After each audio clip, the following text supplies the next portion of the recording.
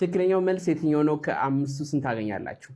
If I had money, I blank travel the world. A will, B would, C can. Okay? ሞከራችሁ? Very nice. So እዚህ ጋር ምን እያወራን ነው? Second condition. አንሪል የሆኑ ሲቹዌሽኖችን እያወራ ኢማጂን እያደረግን ያለ ነው ማለት ነው። ሶ ኢማጂን በምታደርጉበት ጊዜ ምን ትጠቀማላችሁ? if plus past simple እንጠቀማላችሁ።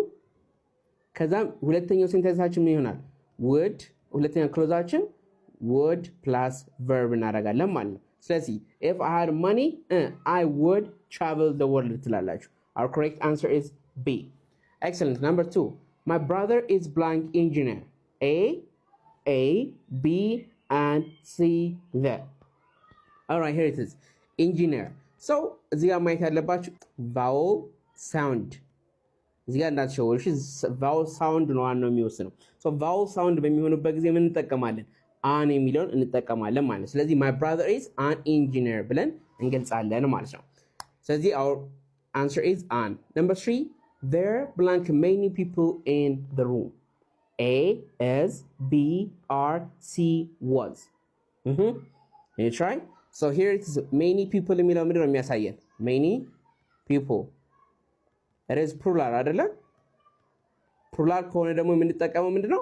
are የሚለውን እንጠቀማለን ማለት። ስለዚህ there are many people in the room ብላችሁ ትመልሱልኛላችሁ። Number 4. I am used to blank early.